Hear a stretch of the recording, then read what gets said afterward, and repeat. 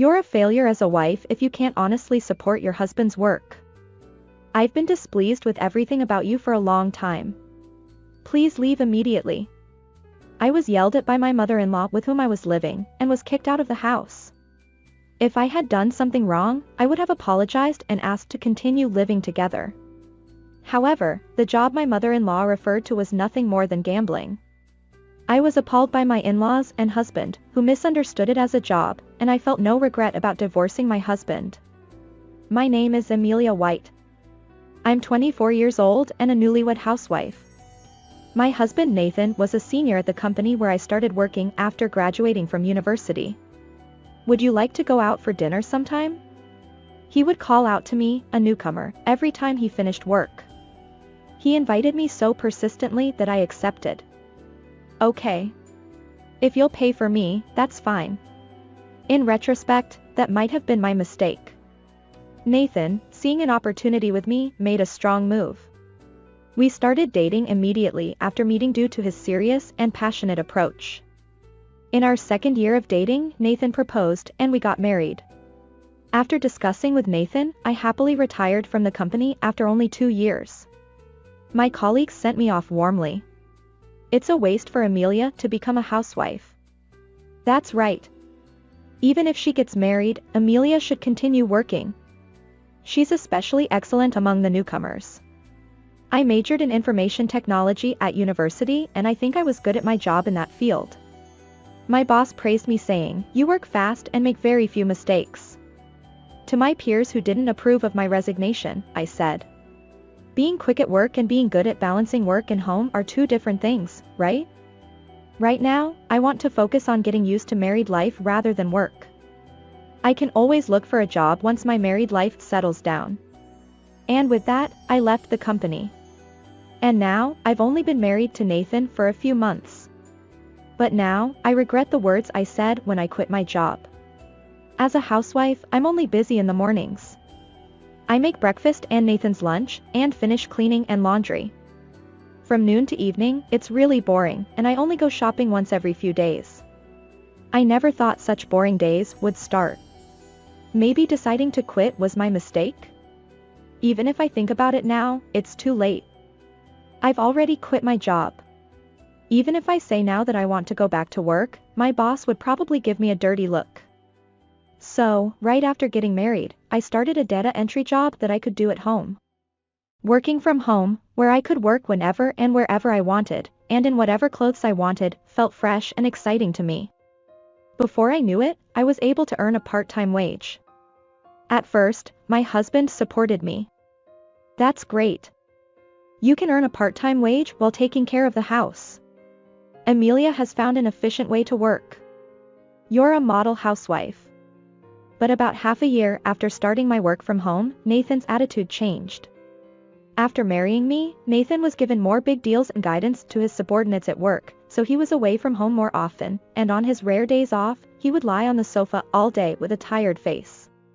You're lucky. You can work leisurely at home.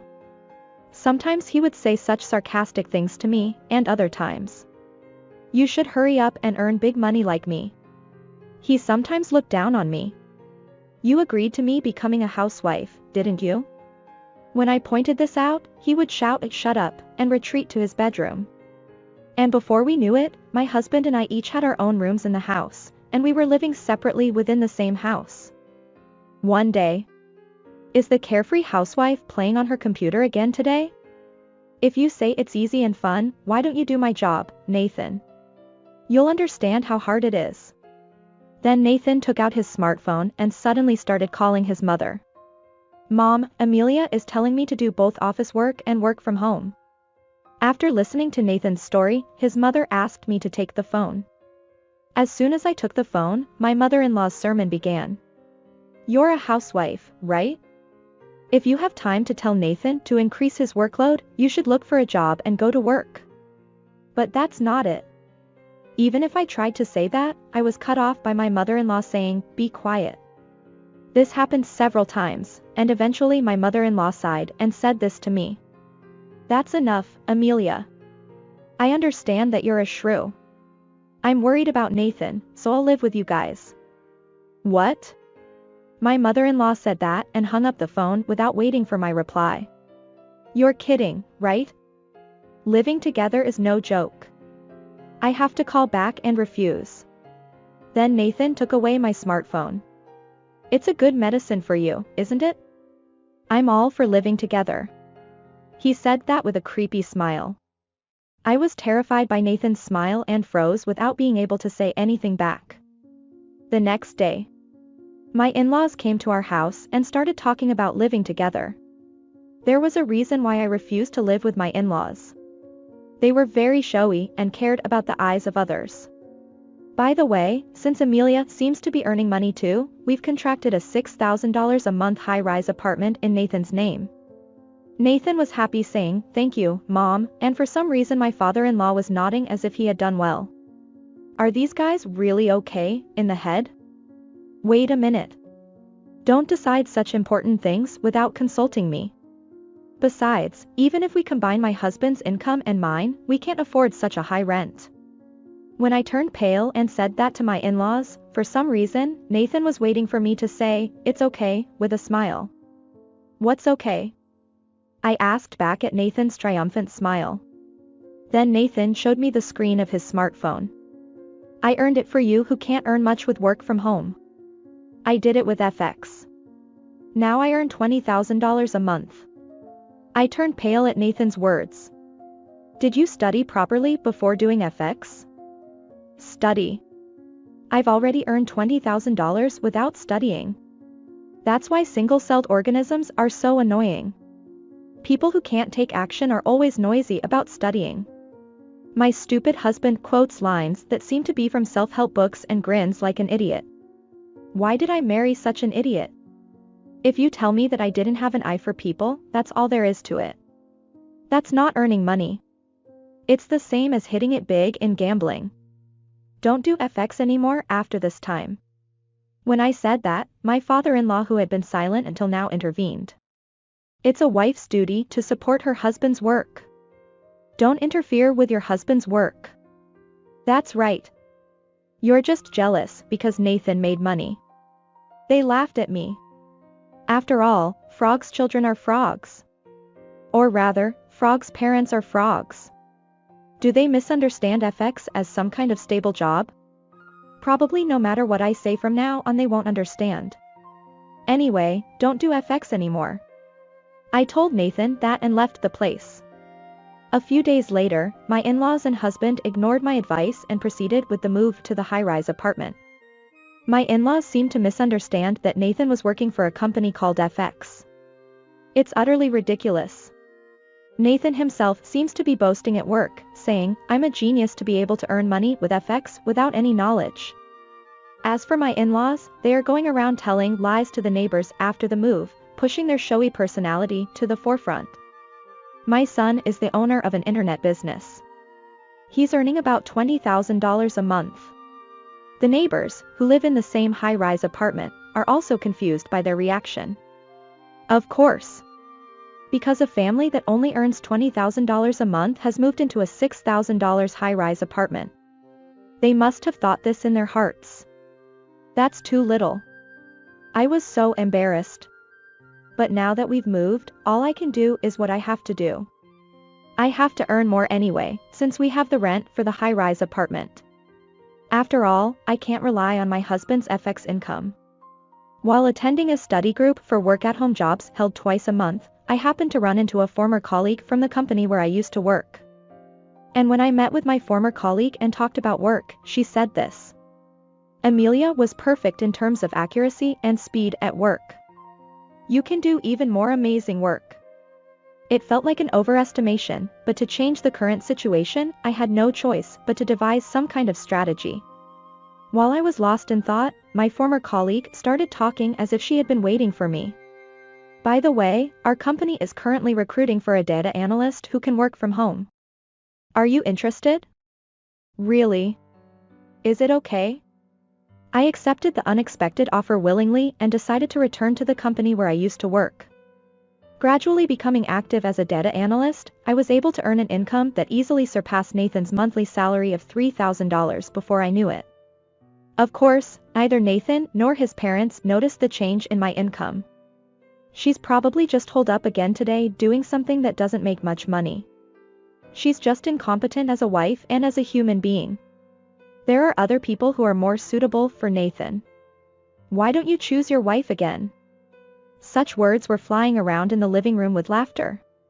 Well, they can say whatever they want. But I can't tell them about my income. If I did, they would probably take advantage of me. Maybe it would be better to divorce Nathan. While thinking such things, I worked hard aiming for further income increase. And then came the day when I would take a new step in life. What are you doing? It's time for work. You're going to be late. Nathan was still in his room even though it was time to go to work. When I warned him, he was fiddling with his smartphone. That's not important. I'm taking today off from work. My husband continued touching his smartphone with a desperate look. Then his parents came into his room like children who don't go to work and sulk. What's wrong? You have to go to work. His father looked worriedly into the room. But since he didn't move a step from there, I decided to call his office for Nathan. One day, when things had calmed down a bit, my parents and I heard the story. Actually, I've been making some mistakes with FX recently. When I woke up this morning, $80,000 had disappeared into thin air, and I don't know why. I didn't feel any sympathy for Nathan, who was holding his head in his hands. That's what I told you, right? FX is like gambling. It's not like you can earn money like a job, and the risk is high. Then my in-laws, who had been listening to Nathan's story with a puzzled look on their faces, became angry. Why can't you sympathize with your husband's failure even though you're his wife? That's right. I thought you were a shrew from the start, but I didn't know you were so heartless. I didn't like everything about you. Get out of our house now.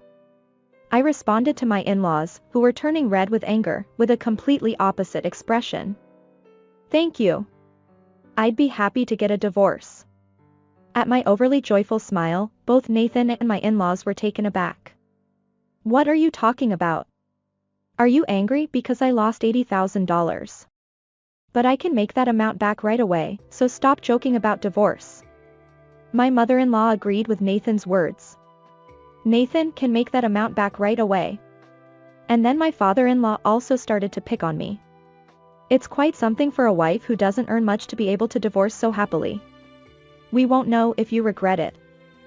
Yeah. The responses were so predictable that I found their scolding comforting. And then I told them.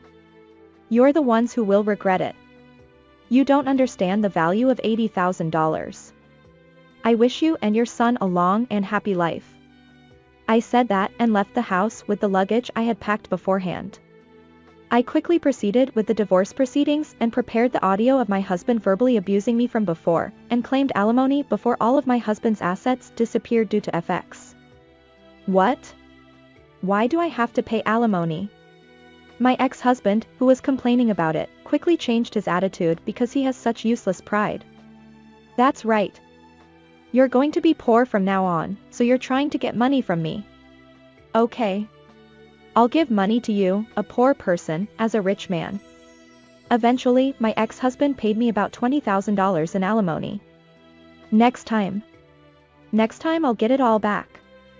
He shouted. Good luck. His mother cheered him on. As a result, the in-laws family could not afford to pay the rent and had to leave the high-rise apartment just a few months after the divorce. But people who have been living a luxurious life cannot suddenly return to a frugal life. They ended up in debt, and my ex-husband, who was struggling for money, finally got fired for dipping into company expenses. Please. Just lend me $10,000. There was one time when such a call came from my ex-husband. If you're still doing FX like that, do you understand how much value $10,000 has? I can make $10,000 back right away if I hit it big in FX. My ex-husband seemed to have some strange confidence. But what I wanted to tell him was not that. I can't lend money to someone who doesn't understand the value of money. I hung up the phone with my stupid ex-husband and immediately blocked his number. And now, I continue to work from home as a data analyst and occasionally go out for drinks with my colleagues. There I met a younger man who was considerate and started dating him. We are now dating for marriage. He is sincere and kind, and above all else he is sensible about money and relationships with people. I hope we can live together for a long time.